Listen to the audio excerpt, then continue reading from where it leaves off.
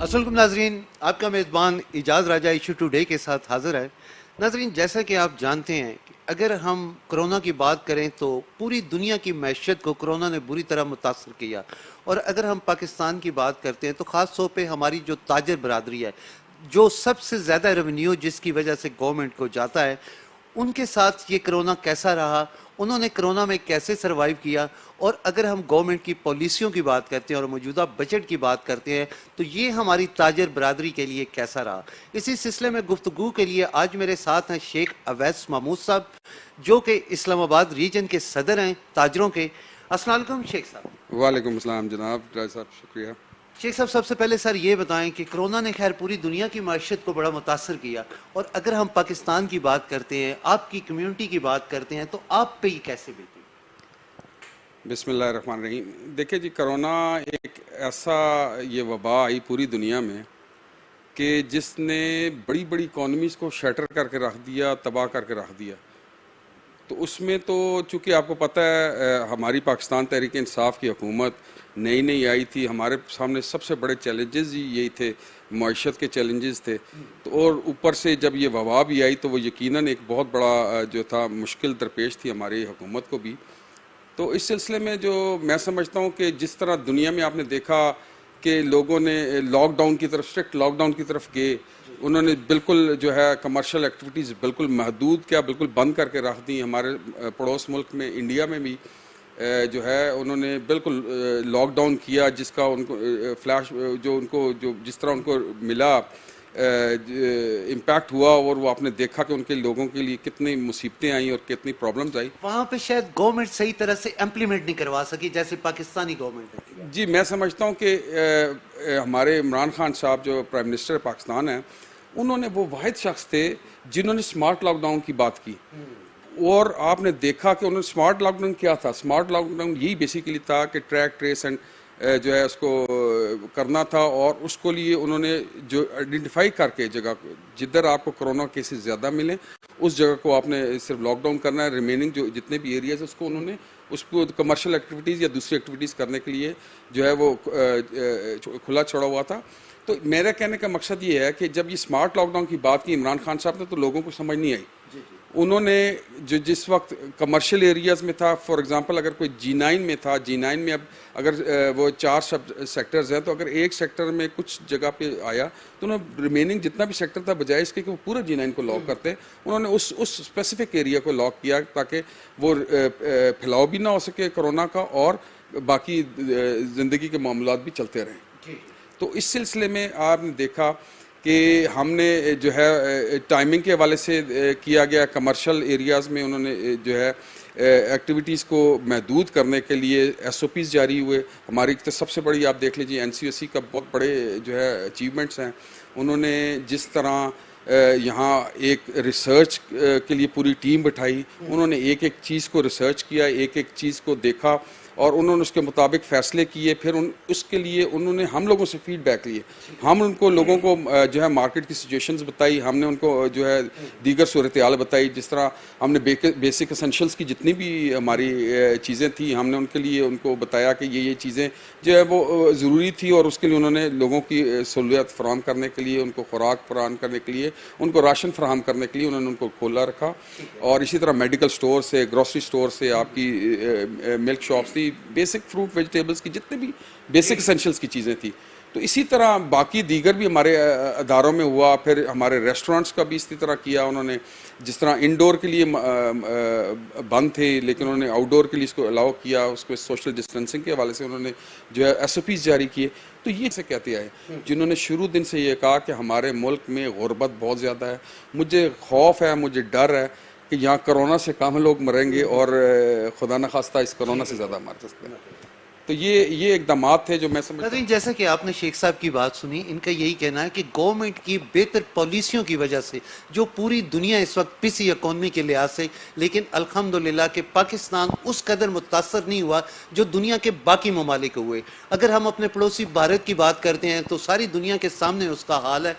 بالکل شیخ صاحب، آپ نے بڑا صحیح کہا۔ اچھا سر، یہ بتائیں کہ گورنمنٹ نے یہ بھی کہا تھا جو چھوٹے تاجر ہیں ہم ان کو ریلیف دیں گے, یوٹیلیٹیز بل میں آسان شرائط پہ قرضے فراہم کریں گے, تو آپ کیا سمجھتے ہیں ایسا کچھ ہوا؟ جی راج صاحب, تھوڑا سا میں آپ کو بیک گراؤنڈ بتاؤں. جس وقت پاکستان تحریک انصاف کی حکومت آئی تو ہمیں ورثے میں بہت بڑا ایک تجارتی خسارہ ڈیفیسٹ بجٹ ملا تھا. 21,000 ارب سے زیادہ ہمارا خسارہ تھا, اور لون قرض جات بھی جو ہمارے اوپر تھے بہت زیادہ تھے. تو ہمارے جو حکومت کے لیے جو سب سے بڑا چیلنج معاشی چیلنج تھا, تو اس کے لیے آپ نے دیکھا کہ سب سے پہلے تو prime minister of Pakistan Imran Khan صاحب نے اپنے جتنے دوست ممالک تھے ان کو وزٹ کیا, انہوں نے ان سے ہیلپ کے لیے کہ تاکہ ہم اپنی کسی طرح اکانومی کو سٹیبل کر سکیں. ہم گرے لسٹ میں بھی تھے, ہمارے اوپر یہ ہر وقت یہ تلوار بھی تھی. تو اس کے بعد پھر یہ کرونا کا جو آیا جس کی وجہ سے ساری اکانومی ہوئی, ہماری انڈسٹری بڑی ڈسٹرب ہوئی. تو اس میں کیا ہوا پھر, اب ریلیف کس طرح دے سکتے تھے جب اتنی چیزیں ہوئیں. لیکن پھر بھی میں سمجھتا ہوں کہ ہمارے ان تاجروں کے لیے, اسپیشلی میں چھوٹے تاجروں کی بات کرتا ہوں جو ایک دکاندار ہیں, جو ان کے لیے کہ جو سب سے پہلے تو انہوں نے 3 ماہ کے لیے جتنا ہمارے سنگل فیز میٹرز پہ جو استعمال کر رہے تھے تاجر, ان کو 3 ماہ کے لیے ریلیف دیا گیا. ان کو 3 ماہ کے لیے بلوں میں ریلیف دیا گیا. تو یہ ایسی چیزیں تھی. پھر بارہا آپ نے دیکھا, ہم نے لوگوں کو اپنے نجی سطح پہ, ہم نے لوگوں کو اپنے مالکان کو, جتنے بھی تھے ہمارے کمرشل ایریاز میں جتنے مارکیٹوں کے جو مالکان تھے, ان کو ہم نے ان سے ملاقاتیں کی, وفد کی صورت میں ان سے ملے. ہم نے ان سے ریکویسٹ کی کہ ہم یہ جو ہمارے تاجر ہیں, یہ چونکہ کاروبار نہ ہونے کی وجہ سے ان کے کاروبار جو بہت خراب ہو چکے ہیں, ٹائمنگ کم ہے, کئیوں کے کاروبار مکمل طور پہ بھی بند تھے, تو ان کے لیے ان کو کرایوں میں بھی ریلیف دیا گیا. تو الحمدللہ بہت سارے لوگ ہیں ہمارے جو انہوں نے ان کو کرایوں میں بھی ریلیف دیا. ہمارے جو مارکیٹس میں ان کو لیے بڑی کوشش کی جو بھی ہو سکا. ہم نے تو اپنی طور پہ یہ, چونکہ اب اگر ہمارا ایک محدود وسائل میں, میں سمجھتا ہوں کہ جو محدود وسائل میں حکومت کر سکتی تھی انہوں نے کیا. ہمارے جو کچھ ٹیئر 1 کے ریٹیلرز تھے, ٹیئر 2 کے ریٹیلرز, چونکہ اب ٹیکسیشن سسٹم میں جو اب 2 حصوں میں ڈیوائڈ کر دیا گیا, تو اس میں یہ تھا کہ ہمارے جو جتنے بھی ریٹیلرز تھے ان کے اوپر کچھ ایسی جو چیزیں تھیں لاگو کی گئی تھی کہ جو ان کے لیے وہ, جس میں for example P O S system وغیرہ تھے یا دوسرے ٹیکسیشن کے حوالے سے تھا, تو ان کو بڑا ریلیف دیا گیا. اس میں ان کو 1 سال کے لیے تقریباً ایگزمپشن دے دی گئی. اب وہ دوبارہ انشاءاللہ تعالی, میں ٹیکسیشن سسٹم پہ بھی آپ سے میں ضرور بات کرنا چاہوں گا کہ ہماری حکومت, یہ پہلی حکومت آئی, اس میں جو ہے ہم نے 2014-15 میں الحمدللہ اس پہ ٹیکسیشن سسٹم پہ کام کیا. یہ سب سے پہلے ایک میں نے آواز اٹھائی تھی فکس ٹیکسیشن سسٹم کی. چونکہ راج صاحب آپ کو پتہ ہے کہ ہمارے ملک میں ایک تو لٹریسی ریٹ بہت کم ہے, اور پھر اگر آپ ہمارے اس ٹریڈرز میں آ جائے تو اس میں لٹریسی ریٹ اور زیادہ کم ہے. تو ہمارے پہ ہمیشہ سے ایک لمبا ایک ٹیکس ریٹرنز کی لمبے وہ پرفارمیں ہیں وہ فل کرنے, جس کو ہمیں بالکل پتہ نہیں ہوتا تھا. پھر ہمارے لیے وہ اتنی پرابلمز ہوتی تھی. ہم ٹیکس کنسلٹنٹس کے پاس جا رہے ہیں, ہم اداروں کے ساتھ بات چیت کر رہے ہیں. ہمیں جب کچھ اس قسم کی چیزیں آ جاتی تھی تو ہمیں, ہمارے دکاندار کو ہمارے وہ بک کیپنگ وہ اس طرح نہیں کر سکتا تھا. تو ایک میں نے جس وقت آواز اٹھائی, میں نے کہا اگر ہم اس کو فکس ٹیکسیشن سسٹم میں لے لیا جائے تو ہمارے تاجر کے لیے بڑی آسانی ہو سکتی ہے. وہ کس طرح کے, چونکہ دیکھیں ہمیں ہمیں 72 سال ہو گئے اس ملک کو آزاد ہوئے, ہمیں آج تک, میں بڑے افسوس کے ساتھ کہتا ہوں, ہمیں آج تک ایز اے نیشن کسی نے تربیت نہیں دی, کسی نے ایجوکیٹ نہیں کیا کہ ہم نے اس ملک کے لیے, اس اپنے وطن کے لیے کس طرح کنٹریبیوٹ کرنا ہے. ہم دنیا میں تو چیریٹی کے کرنے والی کنٹریز میں میرا خیال ٹاپ آف دی لسٹ میں آ رہے ہیں, بہت اوپر جا چکے. ہمارے لوگ بہت جنرس ہیں, وہ چیریٹی کرتے ہیں, لیکن ہم ٹیکس کیوں نہیں دیتے؟ چونکہ ہمیں یہ بتایا ہی نہیں گیا, یہ ایجوکیٹ نہیں کیا گیا کہ ہم نے اس ملک کے لیے کس طرح کیا گیا. ہمیں ہمیشہ ہراس کیا گیا, ہمیں بلیک میلنگ کی طرف لیا گیا, ہمیں ڈرا دھمکا کے ہمارے ادارے جو وہ کرتے تھے کہ ہمیں, ہمارے لوگوں کو پریشان کرتے تھے. تو اس لیے میں نے اس فکس ٹیکسیشن کی آواز اٹھائی. اس میں 2-3 پرپوزلز تھیں جو میں نے رکھی تھی. بیسکلی میں نے ایک پرپوزل تھی کہ اس کو شٹر بیس کر دیا جائے. ہمارے چونکہ اسلام آباد میں آپ کو پتہ ہے مین مراکز ہیں, چھوٹے مراکز ہیں, ہم نے اس کو پرپوز کیا تھا کہ بڑے مرکز کے لیے ایک ریٹ کر دیا جائے, پر شٹر کا ریٹ رکھ دیا جائے, اور اسی طرح چھوٹے مرکز کے لیے کر دیا جائے. تو وہ اتنی آسانی ہو جائے گی کہ جس کی سنگل شٹر شاپ ہے وہ اس کے حساب سے دے گا, جس کی ڈبل شٹر ہے, 3 شٹر ہے, جس کے جتنے شٹر بڑھتے جائیں گے اس حساب سے ایک ریٹ فکس کر دیا جائے گا, وہ ٹیکس دے دے. پھر اس کے بعد ہم نے جس طرح پراپرٹی ٹیکس دیتے ہیں میں نے ایک پروپوزل یہ بھی دی تھی کہ ایک پراپرٹی ٹیکس اگر اسکوائر فٹ کے حوالے سے دیتے ہیں تو ہم شاپس میں بھی اپنا ٹیکس جو ہے وہ پر اسکوائر فٹ کے حساب سے کر دیا جائے، کہ اگر اس کا ایک ریٹ طے کر دیا جائے کہ اتنے پر اسکوائر فٹ ریٹ ہے تو اس کے حساب سے جتنی بڑی شاپس ہوگی جتنی اس کے لیے. پھر اس کے بعد تیسری پرپوزل یہ بھی تھی کہ ہم تاجر جو ہیں ہم سمجھتے ہیں کہ ہمارا دنیا کے لیے سب 12 مہینے کا سال ہوتا ہے، ہم تاجر یہ سمجھیں گے کہ ہمارا 13 مہینے کا سال ہے، ہم 12 مہینے کا کرایہ مالک کو دے دیں گے، 13واں مہینے کا کرایہ ہم ایف بی آر کو دیتے ہیں، دیٹس اٹ، ہمیں آسانی فراہم کی جائے. پھر ایک اور چوتھی پرپوزل تھی جو میں نے پیش کی تھی، وہ تھی ٹرن اوور ٹیکس کے حوالے سے، کہ جتنی ٹرن اوور آپ ڈکلیئر کریں اس کے حوالے سے کچھ ریٹ طے کر دیا جائے، اس پہ پرسنٹیج ہو اور وہ ٹیکس چلا جائے. تو پھر اس کے بعد ہمارا اس پہ کافی ورکنگ ہوتی رہی، ہم نے کافی عرصہ واقعہ. اب الحمدللہ جس وقت ہماری حکومت آئی تو آپ نے دیکھا کہ ابھی اس وقت تاجروں کو 2 حصوں میں ڈیوائڈ کیا گیا. ٹیئر 1 ریٹیلرز کے جو بڑے ہمارے ریٹیلرز ہیں، جو بڑے دکاندار ہیں، جن کی شاپس جو ہیں 1000 اسکوائر فٹ سے اوپر ہیں، جن کی سالانہ ٹرن اوور جو ہے 10 کروڑ سے زیادہ ہے، جن کا سالانہ بل 12 لاکھ سے زیادہ ہے، ان کو ٹیئر 1 میں کنسیڈر کیا جائے، ان کو ٹیئر 1 کی کیٹیگری میں ڈال دیا گیا ہے. اور اسی طرح جو ان کے نیچے ہیں وہ ٹیئر 2 میں. تو اس کے لیے پھر ہم نے ٹرن اوور ٹیکس پہ ہماری زیادہ کنسنسس ہوئے، زیادہ بات چیت ہوئی، اور اسی کو ہم نے الحمدللہ یہ آپ نے دیکھا بجٹ میں اپروو بھی ہو گیا. اور اس وقت جو ہے 0.5% کے حساب سے ٹیئر 2 کا جو بھی ڈکلیئر کرتا ہے سنگل پیجر ایک جو ہے وہ ریٹرن ہوئے گی، اس پہ اس نے اپنی ٹرن اوور لکھنی ہے کہ یہ میری سال کی ٹرن اوور ہے، اس پہ اس کو 0.5 کے حساب سے وہ ٹیکس دے گا اور دیٹس اٹ، اس کا وہ کلیئر ہو جائے گا. اسی طرح ٹیئر 1 کا ہے، ٹیئر 1 کا ہمارا جو پہلے ایگریمنٹ ہوا جس پہ وہ بات چیت ہوئی وہ 1.5 پہ تھی، 1.5% تھی اور ٹوٹل ٹرن اوور پہ، جو میں سمجھتا ہوں کہ بہت زیادہ تھا. اس کے لیے ہم نے باقاعدہ میٹنگز کی، اس کے لیے ہم نے نیگوشیٹ کیا، ان کو ہم نے بتایا کہ ہمارے اسپیشلی جو گروسری ریٹیلرز، کیونکہ میں ریٹیلرز ایسوسیشن کا بھی پریزیڈنٹ ہوں، تو ہمارے گروسری ریٹیلرز کیونکہ ہم بہت نیرو مارجن پہ کام کرتے ہیں، ہمارا جو مارجن بہت کم ہے، اس پہ ہماری والیوم کا میرا خیال ہے اگر اندازہ لگایا جائے تو 45 سے 50% ہمارا والیوم جو ہے جو سیلز کا ہے راج صاحب، وہ ہمارا 1.5 سے 2% پہ ہم کام کرتے ہیں. تو چونکہ اگر 1.5% ہمارا وہ انکم ٹیکس ہو جاتا ہے اس کے ٹرن اوور کے اوپر تو ہمارے لیے بڑی مشکلات تھی. لیکن الحمدللہ ہم نے بات سمجھانے میں جو ہے کامیاب ہو گئے، اور ہمارا اب وہ 0.25 کر دیا گیا ٹیئر 1 کے ریٹیلرز کے لیے. تو یہ ہماری الحمدللہ میں سمجھتا ہوں کہ عمران خان صاحب انہوں نے پہلے دن سے یہ کہا ہے کہ انہوں نے ایک تو سب سے بڑی انہوں نے تمام اداروں کو خود مختار کیا، انہوں نے کہا کوئی پولیٹیکل انٹرفیئرنس نہیں ہوگی. اسی طرح ہمارے جتنے بھی سٹیک ہولڈرز ہیں وہ ہم سے مشاورت بھی کرتے ہیں، ہم سے وہ فیڈ بیک لیتے ہیں، ہم سے وہ پوچھتے ہیں کہ آپ نے جس طرح دیکھا بھی کسانوں کے سلسلے میں جب وہ ناظرین شیخ صاحب سے بات جاری ہے. ایک بات بڑے مزے کی انہوں نے کہی اور بڑی اچھی کہی کہ ہمارے جو سٹیک ہولڈر ہیں موجودہ گورنمنٹ کی یہ سب سے اچھی بات رہی کہ انہوں نے سٹیک ہولڈرز کو ان بورڈ لیا.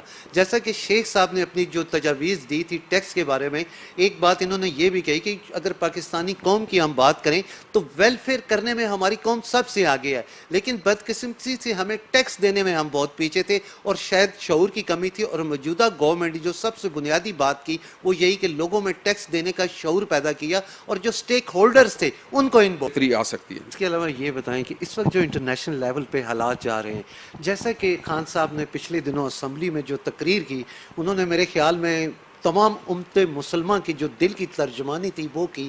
پہلا ایسا لیڈر تھا جس نے واقعی امریکہ کی آنکھوں میں آنکھیں ڈال کے بات کی. تو آپ اس کو کیسا دیکھ رہے ہیں نیکسٹ؟ دیکھیے جی، عمران خان صاحب کی اگر آپ پرانی 92 کی بھی تقریریں نکال کے سنیں تو اس میں بھی اس وقت بھی وہ یہی کہتے رہے ہیں، اور بہت عجیب بات کرتے ہیں. میں لوگ باتیں تو بہت کرتے ہیں لیکن میں سمجھتا ہوں جتنی کنسسٹنٹ پالیسی اور جتنا کنسسٹنٹ ویژن عمران خان صاحب کا شاید ہی کسی سیاسی لیڈر کو ہوگا. انہوں نے 92 سے جو ایک باتیں کی انہوں نے وہی کیا، اور انہوں نے دکھایا ریاست مدینہ میں کیا چیز ہے. ریاست مدینہ میں یہی تھی ہماری ایک خود مختار، ہم کسی کے آگے نہ جھکیں گے سوائے اللہ کے، اور نہ کسی کو انشاءاللہ تعالی اپنی قوم کو جھکنے نہیں دیں گے. یہ 92 کی بھی ان کی کہے تھے، اور الحمدللہ آپ نے اس دن اسمبلی میں بھی سنا. انہوں نے دیکھا کہ کسی طرح بھی اگر ہم وی آر پارٹنرز ان پیس، ٹھیک ہے جی، لیکن ہم کسی کانفلکٹ میں کسی بھی جو ہے ملک کے لیے کسی سپر پاور کے لیے نہیں کھڑے ہوں گے. ہم ایک انڈیپینڈنٹ نیشن ہے. یہ الحمدللہ میں سمجھتا ہوں کہ یہ ہمارے لیے بہت باعث فخر چیز ہے کہ انہوں نے ہمارا سر فخر سے بلند کر دیا. ہمارے جو مورال تھے, ہمارا جو میں سمجھتا ہوں جوش و جذبہ ہے, وہ ہماری قوم میں جوش جذبہ بہت ہے راج صاحب. وہ ہر وقت لڑنے مرنے کا, آپ نے 65 کی وار میں بھی دیکھا, ہمارے سے کوئی 8 گنا 10 گنا بڑی نیشن, اس کے خلاف ہم کھڑے ہو گئے. اور اسی طرح انشاءاللہ تعالیٰ اگر یہی جوش و جذبہ ابھی اگر ہمیں اس طرح ہی یہ ان کی عمران خان صاحب کی لیڈرشپ میں آپ دیکھیں گے کہ یہی قوم آپ کو ایک خود مختار قوم بن کے دکھائے گی, اور انشاءاللہ تعالیٰ بہت اچھا انشاءاللہ تعالیٰ اس میں سلسلہ آئے گا. تو یہ میں سمجھتا ہوں کہ ہمارے لیے ایک بڑی اچھی اپرچونٹی ہے. اس وقت ہم مل جل کے ایک اس نیشن کو دوبارہ واپس اس پہ کھڑا کریں. ہماری مس گائیڈ ہوئی تھی ساری نیشن, ہمیں نہیں پتہ تھا ہمارے پہ جو مسلط ہوئے تھے حکمران جو بھی تھے, ٹھیک ہے, میں ان کو اس چیزوں کو دہرانا نہیں چاہتا, آپ کے سامنے ساری چیزیں بالکل عیاں ہیں کہ کس طرح ہمیں قرضوں کی دلدل میں پھنسایا گیا, کس طرح جو ہے وہ پریورٹیز ہی نہیں تھی, قرضے لے کے تو وہ پروجیکٹس کیے گئے جن کا کوئی جس کا کوئی ریٹرن نہیں تھا, غیر ضروری تھے. میں سمجھتا ہوں کہ اگر قرضے ہر اکانومی میں ضرورت پڑتے ہیں, ہر نیشن لیتی ہے, لیکن اس کے لیے ڈیولپمنٹ والے پروجیکٹس کیے جاتے ہیں, کچھ ہیومن لوگوں پہ لگایا جاتے ہیں, تو میں سمجھ انسانیت کے لیے کام کیا جاتا ہے, کوئی ہاسپٹلز بنتے, کوئی تعلیمی ادارے بنتے, کچھ انڈسٹریز لگتی. تو میں سمجھتا ہوں کہ ہمارا یہ ملک جس میں 4 بہترین موسم, ہر طرح کے لوگ, زرخیز ملک, زرخیز لوگ, ہر طرح کی اللہ تعالیٰ نے ہماری نعمتوں سے نوازا ہوا ہے, بس ہمیں کوئی یوٹیلائز نہیں کر سکا. اور میں سمجھتا ہوں کہ انشاءاللہ تعالیٰ عمران خان جو ایک سیلف لیس لیڈر ہے, جو اپنی ذات سے بالا تر ہو کے, اس نے کوئی انڈسٹری نہیں لگائی, اس نے کوئی اپنی فیملی کے لیے کام نہیں کیا, اس نے ایون اپنی فیملی کو سیکریفائز کیا اس ملک کے لوگوں کے لیے, اس نے ایک بڑی کمفرٹیبل لائف کو چھوڑا. تو میں سمجھتا ہوں کہ اس قسم کا لیڈر نصیب سے ملتا ہے. میں سمجھتا ہوں یہ ہماری 27 رمضان کو ہماری جو ملک آزاد ہوا اور جس کی بنیاد لا الہ الا اللہ محمد رسول اللہ پہ رکھی گئی, تو میں سمجھتا ہوں کہ یہ بلیسنگ ہے. قائد اعظم کے بعد ہمیں آج عمران خان کی صورت میں ایسا لیڈر ملا ہے, ایسا رہنما ملا ہے جو انشاءاللہ تعالیٰ اس ملک کو ایک اچھی ڈائریکشن میں لے کے جا سکتا ہے. اس کے لیے ہم سب مل جل کے کام کریں. میں سب کو کہتا ہوں کہ اس کا ساتھ دیں انشاءاللہ تعالیٰ, تمام سیاسی وابستگی بالا تر ہو کے. دیکھیں سیاست تو ہوتی ہے, لیکن ایک ول ہے, ایک اس کا جوش ہے, ایک جذبہ ہے, اس کو آپ ضرور کنسیڈر کریں اور انشاءاللہ تعالیٰ اس کے کام. اچھا شیخ صاحب, ایک اور بات ہے کہ جیسے پچھلے کئی دہائیوں سے نون لیگ اور پیپل پارٹی باریوں میں حکومتیں کرتی رہیں, آپ کیا سمجھتے ہیں جو خاص طور پہ آپ کے ابتدائی 3 سالوں میں جو مشکلات آئیں, مہنگائی کو آپ کنٹرول صحیح نہیں کر پائے, کرپشن میں بعض جگہ اضافہ ہوا, آپ کیا سمجھتے ہیں اس میں جو بیوروکریسی نون لیگ اور پیپل پارٹی کی لگائی گئی تھی, کیا اس کا بھی عمل دخل تھا؟ جی بالکل, دیکھیں بات یہ تقریباً 35-40 سال سے یہ 2 پارٹی سسٹم چل رہا تھا, ٹھیک ہے جی, اب تمہاری باری اب ہماری باری, تو یہی سلسلہ چلتا آ رہا تھا. تو وہ اس میں چونکہ ایک ٹرینڈ بن چکا تھا, ایک بیوروکریسی بھی منہ زور ہو چکی تھی, وہ ایک کلچر بن چکا تھا کرپشن کا. تو اس کو دیکھیں راج صاحب, اب اتنے عرصے کی خرابیاں ہیں, اس کو دور کرنے میں ایک گھر بھی خراب ہو جاتا ہے. میری شاپ ہے, اگر میرا ایک جو خرابی 1 سال میں بھی لگتا ہے تو مجھے دوبارہ اس کو واپس لانے میں ٹائم تو درکار ہے انشاءاللہ تعالیٰ. لیکن اس کے لیے شرط ول ہے, اس کے لیے جو ہے خواہش ہے, کوشش ہے. تو آپ انشاءاللہ دیکھیں گے کہ ہمارے عمران خان صاحب کی ول بھی ہے, ان کی خواہش بھی ہے, اور وہ کر کے دکھا رہے ہیں. اور اس کے لیے اس کی گواہ آپ خود آپ کے سامنے ہے, دنیا ہے. دنیا ان کو ان چیزوں پہ ایز اے ٹرو اسٹیٹسمین ان کو پذیرائی بھی کر رہی ہے. تو یہ چیزیں انشاءاللہ تعالیٰ, یہ بیوروکریسی میں بھی ہمارے جو مسئلے مسائل ہیں انہوں نے خود مختار ضرور کیا, لیکن بڑا سٹرونگ اس پہ چیک ہے. آپ نے اگر یہ میرا خیال ہے تاریخ میں پہلی دفعہ ہوا ہوگا کہ 3 سال کی حکومت میں 4 فائنانس منسٹر ہمارے آئے, اور یہ پرفارمنس بیسڈ ہے. یہ بیسیکلی جو ان کا کرکٹ کا ایک دور تھا, اس میں جو کرکٹ میں ان کا تھا کہ وہ پرفارمنس اور میرٹ اورینٹڈ آدمی تھے, اسی طرح انہوں نے اس کو بھی چلا رہے ہیں. انہوں نے نہیں دیکھا کہ یہ میرا جو ہے بڑا چہیتا منسٹر ہے, یا یہ میرا بڑا چہیتا ایم این اے ہے, یا میری پارٹی کا بڑا اہم رکن ہے. انہوں نے وہ دیکھا جو اپنی فیلڈ میں, اپنے ادارے میں, اپنی منسٹری میں کیسا کام کر رہا ہے. اگر وہ پرفارم کر رہے ہیں تو انہوں نے اس کو برملا اس کے لیے بہت اپریشیٹ بھی کیا, شاباشی بھی دی, اور جو نہیں کر سکے ان کو انہوں نے ریپلیس بھی کیا. تو انشاءاللہ یہ چینج ہوتی ہے, وہ تبدیلی جو ہوتی ہے اس میں ٹائم بھی لگتا ہے اور بہتری بھی آتی ہے. شیخ صاحب احتساب جو تھا, خاص طور پہ پی ٹی آئی کا موٹو تھا کرپشن کو ختم کرنا, احتساب. اس وقت ہم دیکھ رہے ہیں کہ بہت سے ایسے لوگوں کے خلاف ریفرنس بھی بن رہے ہیں, نیب بنا رہا ہے, گرفتاریاں بھی ہو رہی ہیں, لیکن عدالتی سسٹم میں جا کے وہ لوگ بری ہو جاتے ہیں یا ضمانت پہ رہا ہو جاتے ہیں. آپ کیا سمجھتے ہیں ہمارے عدالتی سسٹم میں بھی کچھ تبدیلیاں ہونے کی ضرورت ہے؟ یہ بالکل دیکھیں نا جی, فلاز تو ہیں, دیکھیں نا یہ تو فلاز تو ہمارے اس چیز میں ہیں. کرپشن ہے, کرپشن اور اسپیشلی راج صاحب وائٹ کالر کرائم جو ہوتا ہے اس کو پکڑنا بڑا مشکل ہوتا ہے.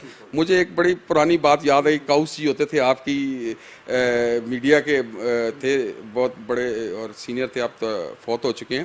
ان کو ایک دفعہ میں نے سنا انٹرویو کر رہے تھے, تو وہ انہوں نے کہا کہ یار یہ جو چور ہوتا ہے کہ وہ رسید دے کے جاتا ہے, رسید دے کے نہیں جاتا. یہ وائٹ کالر کرائم جو ہوتا ہے, آپ نے دیکھا کہ کہاں جب اربوں روپیہ آ گیا اور ہمارے سلمان شہباز صاحب اور یہ حمزہ شہباز صاحب کہتے ہیں ہمیں نہیں پتہ کس نے ڈال دیا. اور یار یہ کون سے لوگ ہیں, کون سے فرشتے ہیں, ہمارے اکاؤنٹس میں تو آج تک 1 روپیہ نہیں ہے, تو ان کے اکاؤنٹس میں اربوں روپیہ آ جاتا ہے. تو یہ اس طرح پریویل ہوئی چیز, یہ اس طرح بڑھتی رہی. ہماری بیوروکریسی بھی, پھر اسی طرح ہمارا عدالتی نظام بھی تھا, وہ ایک بہت زیادہ جو ہے اس میں طویل, اس میں انصاف کہتے ہیں جسٹس ڈیلیڈ جسٹس ڈینائڈ ہو جاتا ہے, کہ جتنا اس کو جسٹس کو انصاف کو ڈیلے کرتے جائیں گے اس کی جو ہے نفی ہو جاتی ہے. تو یہ سسٹم آہستہ آہستہ چینج ہوں گے جب تک اس کو نہیں کیا جائے گا. ریفرنسز بن رہے ہیں, بالکل آپ کی بات ٹھیک ہے, لیکن چونکہ کمزور چلان بنتے ہیں, ایویڈنسز کی کمی ہے. اب ہمیں جب اربوں روپیہ اگر میرے اکاؤنٹ میں آیا ہے تو اب اس کو کیوں نہیں پکڑ سکتے, کیونکہ اس کی ایویڈنس کی کمی ہے. قانون تو ایویڈنس مانگتا ہے, اس کے لیے چلان کمزور ہیں. تو یہ انشاءاللہ تعالی بہتری آئے گی, بہتری ضرور آئے گی. یہ جب ایک عزم ہے ہوگا انشاءاللہ. چلیں شیخ صاحب, اب کشمیر کے الیکشن بھی بڑے قریب آ رہے ہیں, تھوڑا ہم کشمیر کی بات کرتے ہیں. خاص طور پہ اپوزیشن کا موقف ہے کہ پی ٹی آئی نے کشمیر کو بیچ دیا, اور خاص طور پہ سر اگر ہم بات کرتے ہیں جس طرح خان صاحب نے کشمیر کے موقف کو دنیا کے سامنے اجاگر کیا, میں نہیں سمجھتا کہ آج سے پہلے کسی لیڈر نے ایسا کیا ہو. تو آپ کشمیر کے بارے میں کیا کہتے ہیں؟ دیکھیں یہ تو اپنے سوال کا آپ نے خود ہی جواب دے دیا, کہ جس طرح وہ انہوں نے خود کہا کہ میں کشمیر کا ایمبیسڈر بن کے میں ساری دنیا میں جاؤں گا. انہوں نے ہر جگہ, ہر فورم پہ, ہر ملک میں, ہر پلیٹ فارم پہ انہوں نے کشمیر کی بات کی. ابھی بھی ریسنٹلی بھی انہوں نے بات کی کہ ہم ٹریڈ بھی کریں گے, ہم کوئی ہمارا جھگڑا نہیں, ہم تو نیوکلیئر اسٹیٹس ہیں دونوں, ہم جو ہے افورڈ ہی نہیں کر سکتے جنگ, ہم ٹریڈ بھی کرنا چاہتے ہیں. لیکن شرط یہی ہے کہ اس کشمیر کو مسئلے کو, جو جینون مسئلہ ہے, جو ڈکلیئرڈ ہے یونائٹڈ نیشن سے قرارداد اس میں منظور ہوئی ہے کہ وہ ایک جو ہے وہ ایک ڈسپیوٹڈ ٹیریٹری ہے, اس میں لوگوں کے ول کے مطابق اس کو کریں.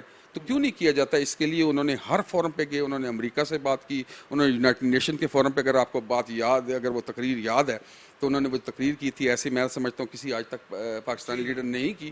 اور انہوں نے برملا ادھر یہی کہا تھا کہ اگر ہمیں اسی طرح جس طرح ابھی یہ 5 اگست سے والا جو ایک سلسلہ ادھر شروع ہوا ہے, کوئی ایک ہیومن جیل جو ادھر انہوں نے بنائی ہوئی ہے, لوگوں کو قید کیا ہوا ہے, ہیومن رائٹس کی اس طرح کی وائلیشن پوری تاریخ میں نہیں کہیں آپ کو ملتی جس طرح ابھی اس وقت کشمیر میں ہو رہی ہے. تو وہ انہوں نے کہا تھا کہ انہوں نے کہہ دیا تھا کہ اگر ہمیں اسی طرح کیا گیا اور ریٹیلیشن ہماری طرف سے بھی آئے گی, اور پھر ہمارا کیا, جب مسلمان پہ جب ایک مشکل وقت آ جاتا ہے اس پہ ایک چیز مسلط کر دی جاتی ہے, تو پھر وہ کیا کرتا ہے کہ لا الہ الا اللہ, پھر وہ جنگ کے لیے تیار ہے. تو یہ چیزیں ہیں کشمیر کا. یہ تو چلیں ڈائلاگز ہیں جو بھی ہیں, یہ باتیں اس طرح کی ہم عرصہ ہو گیا سنتے آ رہے ہیں, تو یہ چیزیں کوئی نہیں. لیکن پریکٹیکلی کہتے ہیں justice speaks louder than the words.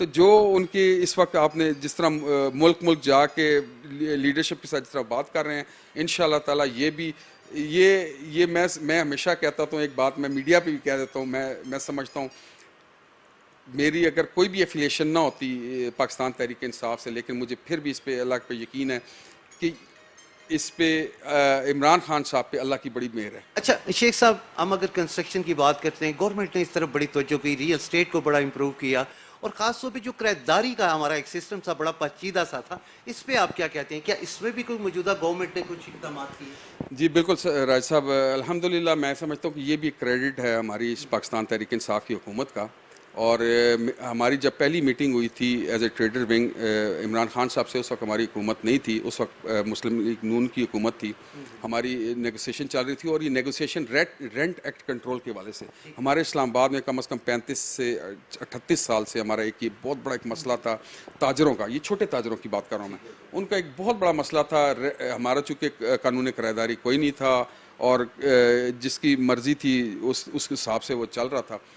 تو ہم نے اس وقت عمران خان صاحب سے جب میٹنگ کی تو وہ بڑے حیران ہوئے کہ یار پوری دنیا میں رینٹ ایکٹ کنٹرول ہے تو ہمارے اسلام آباد میں نہیں. تو انشاءاللہ لیکن انہوں نے اسی وقت پرومس کیا کہ جس وقت ہماری حکومت آئے گی ہم انشاءاللہ تعالی اس پہ ضرور کام کریں گے. اور راج صاحب الحمدللہ یہ 35-38 سال پرانا ایک جو دیرینہ مطالبہ تھا ہمارے تاجروں کا، یہ اس وقت کیبنٹ سے ہمارے حکومت کے ہمارے وزیروں نے، ہمارے سیف اللہ خان نیازی صاحب، ہمارے صدر ہیں اسلام آباد ریجن کے فرید الرحمان صاحب، اور ہمارے جتنے ہمارے وزراء ہیں ان کی جو ہے رہنمائی میں یہ سارا ہوا. کیبنٹ سے وہ بل پاس ہو چکا ہے. اب سینٹ میں گیا تھا، اس کے بعد سینٹ میں بھی انہوں نے جو ہے وہ کمیٹی کے سپرد کیا تھا، ادھر سے بھی وہ اپریسیشن کے ساتھ آگے چلا گیا. تو انشاءاللہ جلد ہی یہ خوشخبری اس قانون کی شکل میں انشاءاللہ تعالی تاجروں کو بھی ملے گی. شیخ صاحب بہت شکریہ آپ کا، تھینک یو ویری مچ کہ آپ نے ہمیں ٹائم دیا. ناظرین جیسا کہ شیخ صاحب کی آپ نے باتیں سنی، یہ بڑے پر امید ہیں کہ موجودہ گورنمنٹ کی جو پالیسیاں تھیں، اگر ہم کرونا کے حوالے سے بات کرتے ہیں تو پوری دنیا جو ہے وہ معیشت کی چکی میں پس چکی تھی، لیکن ہماری گورنمنٹ کی پالیسیوں کی وجہ سے ہم نے بہت اچھے طریقے سے ان کو ہینڈل کیا، اور خاص طور پہ جو ہمارا غریب آدمی تھا اس کی بہتری کے لیے ہم نے بہت زیادہ کام کیا، اور وہ حالات یہاں پیدا نہیں ہوئے جو باقی ممالک میں ہوئے. تو اسی کے ساتھ ہی اپنے میزبان اعجاز راجہ کو اجازت دیجیے گا. اگلے پروگرام میں پھر آپ سے ملاقات ہوگی ایک نئے مہمان کے ساتھ. تب تک کے لیے اللہ حافظ.